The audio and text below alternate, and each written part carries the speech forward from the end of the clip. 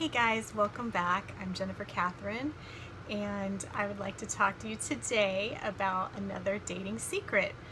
How to tell if an online profile is fake. First of all, I'd like to introduce myself. I'm an angel intuitive, I'm clairsentient, clairaudient, and clairvoyant.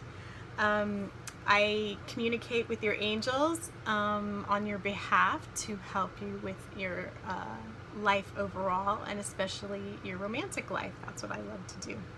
I'm a relationship coach. I help women navigate online dating, and that includes your profile, your photos, the communication, the dating, the relationship. Just what sets me apart from other coaches is that I'm actually dating myself. I'm in it with you at the same time. A lot of dating coaches have been married for 20 years and they don't realize the struggles or keep up to date as to what's happening online. And I know everything because I'm right there with you. And I'm intuitive, so I guess it's just an extra bonus that I can give you particular insight into your own love life and situation with my intuition. So today we're going to talk about catfishing, which is people trying to be someone else online. And it's estimated that 1 in 10 online dating profiles are fake. That is a huge number. According to the FBI, romance scams cost people up to $50 million a year. And that's why this is important. That's why I'm talking to you about this today. It's definitely more common on free sites than the paid sites. Obviously, these people are in it to make money. But actually, it's not only con artists. Normal people will lie about their age, their job, their income, their height. So you have to really be cognizant and aware of some of the signs that an online profile is fake. Number one, they only have one photo. It's especially if the person is like super attractive, then the photo's probably not them and they got it from Google Images or something like that. The second sign is if they have empty profiles. Now, they don't want to say a lot in their profile because they'd rather sweet talk you during the messaging portion. So they can't have you going back and fact checking their profile. But wait, he said he lived in Chicago and he had a brother, and so they're not going to list anything because they just want to get your ear and try to manipulate and create a persona via messaging or on the phone. Especially if the profile is fake and it just says, ask me anything about myself. So they're either a scammer or a guy who's not trying very hard, and you don't want either. So don't swipe on someone that doesn't have a picture, has only one picture, or has an empty profile. If they have empty social networks, so you look him up on Facebook and then he has less than 50 friends and like 2 photos.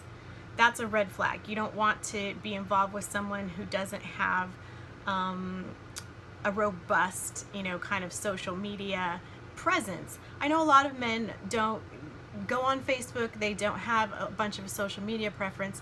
But if you do find a Facebook and look at it and he has like 20 friends and 1 photo or 2 photos and you're like, not much here, it's probably because he set up the Facebook profile just so he could create a Tinder or Bumble or another app.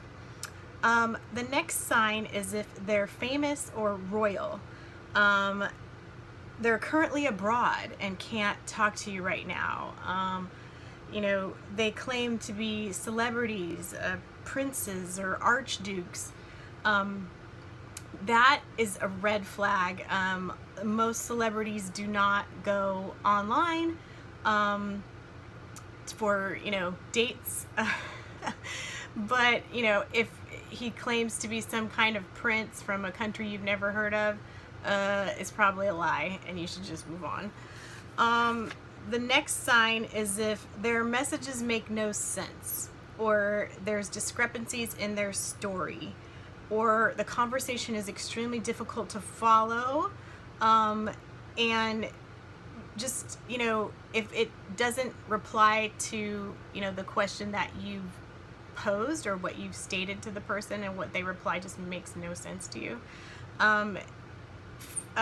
Fakers are typically people that are non-English speaking, or they use bots. And if you've ever had a conversation with a bot for a company or customer service, whatever, the bot doesn't always answer your question, doesn't address it at all. It just blubs out information. So if the grammar is terrible or it doesn't answer your question, it's a sign that the profile is fake. There's certain keywords that research has shown that when they're in the profile, it's more likely to be a fake profile. And they're Catholic, widow, PhD, Nigeria, self-employed, royalty, or engineer. So if any of those keywords are present in their profile, that should at least make you aware that this could be someone who's fake. I'm not saying all PhDs and self-employed people and engineers are fake, but you might have to do a little bit more digging to figure out if this is someone you actually want to invest your time in. Another sign is if they're way too forward or flirty. They're like, "Hi, sweetheart. Oh, babe, I missed you today," and you haven't even talked on the phone. That's a major red flag. They're trying to use intimacy as a way to fast forward the relationship and probably get in your pocketbook, not your pants. If they request your personal information, obviously, anyone asking for your financial information, your name, your address, your phone number, password hints. They might ask you, so what's the name of your dog? What breed is your dog? What's your favorite place to do? What's the street that you grew up on? Any kind of questions that are password hints, be very careful of providing, because they may have gotten your name and address and phone number in another arena, and now they're digging deeper to get your email password or your bank account password. Or if he just flat out asks for money, don't ever give your hard-earned money to someone you met online. And I don't care what the reason is that they gave you. Oh, my car broke down and I just need this so we could go out on a date. Oh, if I could come see you if I only had money for the plane fare. No, under no circumstances should you be giving anyone you are dating any money. I have heard so many stories, and it's especially for women over 50, that they are taken for thousands of dollars by online scammers who, it turns out, is just some asshole in another country trying to get money. And there just is no reason at all why a date or someone you've been on a handful of dates with, even if you adore them and they think they're charming and sweet and great, there's no circumstance where you should be giving someone money. They should be able to earn their own money, and if, sorry, your car broke down, well, that's tough breaks, guess you're gonna have to get a second job to learn, or to save, or how to pay for that car in another way. Ask your family. Don't ask some woman you've been dating for 3 months for money. That's just wrong. So it's a huge red flag if they're just asking you for, even if small amounts. They'll start with small amounts and it'll get bigger and bigger until they've drained you. Then they'll cut you off and move on. And they're probably working 5 or 6 people at the same time. That's usually how they work. I said incorrect grammar in their profile. Anybody who, not everybody, but a lot of people confuse you and your, and things like, using the correct tense of a verb. There are typos, and then there are people who are not English speakers and don't know how to use proper grammar. So just be very careful of that when you're communicating with someone, if there's a lot of grammatical errors. And one of the biggest signs is that they try to message you on a different platform. So you're on Tinder and they're like, hey, let's go to WhatsApp. Here's my WhatsApp number or whatever. they want to get you off the site so they can start working you, and then kind of changing to a different platform makes it seem somehow you're moving forward in the relationship or you're more intimate.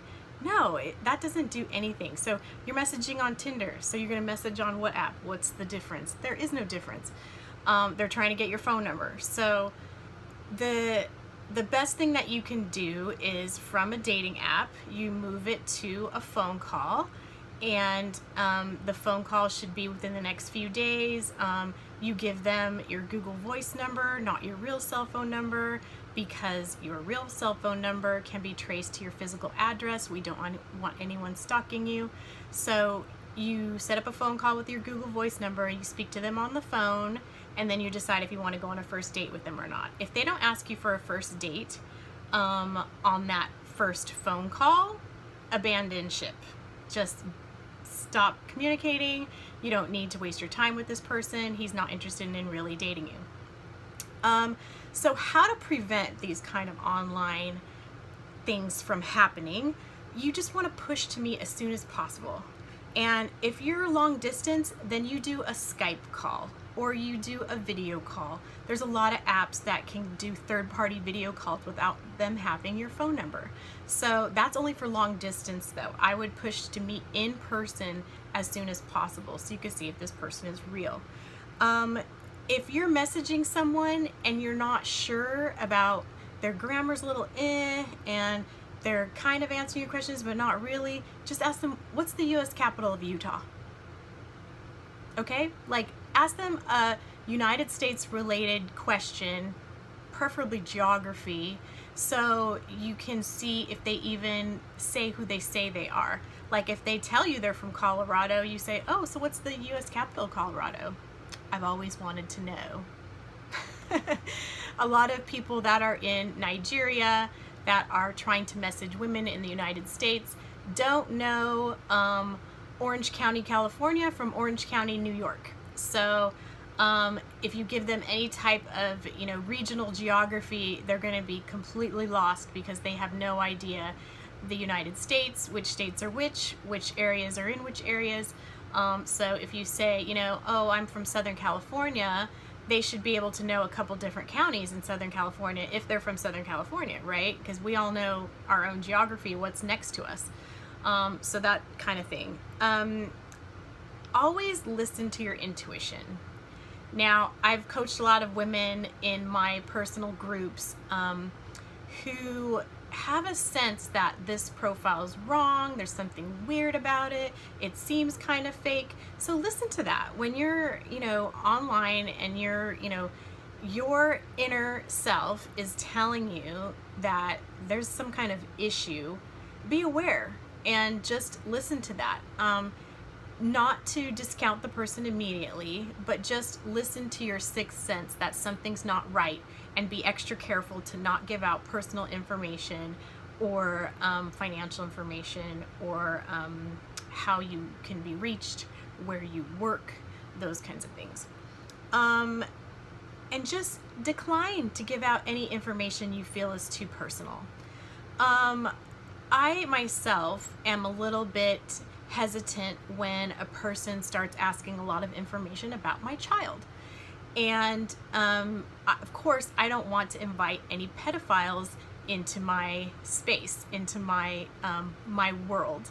And so unfortunately, a lot of weird men today target single mothers because they actually have more interest in their children than in the woman, which is unfortunate, and those people are ill, but we don't want any of those people to enter in our space.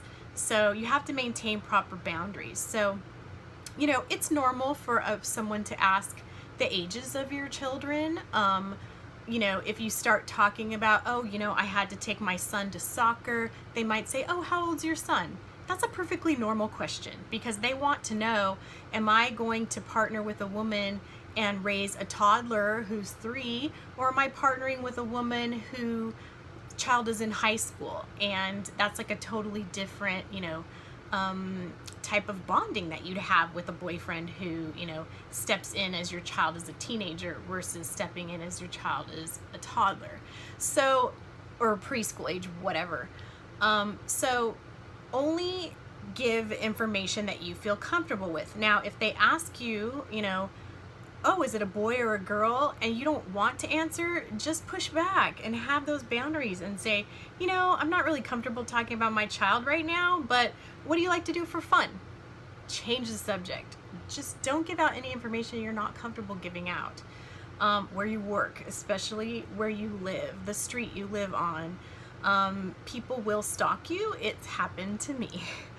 And if you think the image might be fake, the profile pictures that they have, even if it might be all the same person, they have 6 different pictures and it's all the same face, you can do a reverse Google image search, and you can look that up on the internet how to do it. It's more complicated than I have time for to talk about in this video.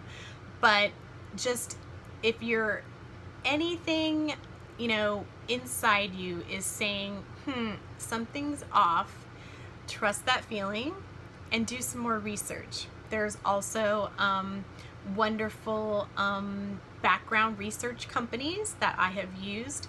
I prefer Instant Checkmate, but there are a lot of background companies that for, you know, a monthly fee or a one-time fee, they will run a background check on this person. You usually need their name and number, their age, and kind of what city or region that they reside in to make sure you're, you know, tracking the right John Smith. Hopefully his name is not John Smith. You'll come back with so many hits you won't even know what to do. But someone with an unusual last name should be very easy to find. And if you don't find them, that's a red flag in itself. Obviously, it could be a made-up name. So I'm hoping that this information, you know, helps you navigate online dating a little bit easier. If you'd like to contact me, please visit jenniferkathryn.org to book a reading or make a coaching appointment with me. I have all these different dating packages for women if you just want to purchase a package and work with me. If you have a friend that you feel could use this information, please feel free to forward this video to her. Please like, share, and subscribe, whichever YouTuber says. If you enjoyed this, you can watch some of my other videos on other dating topics like how to spot a narcissist or sociopath, dating red flags. I have a bunch of other videos.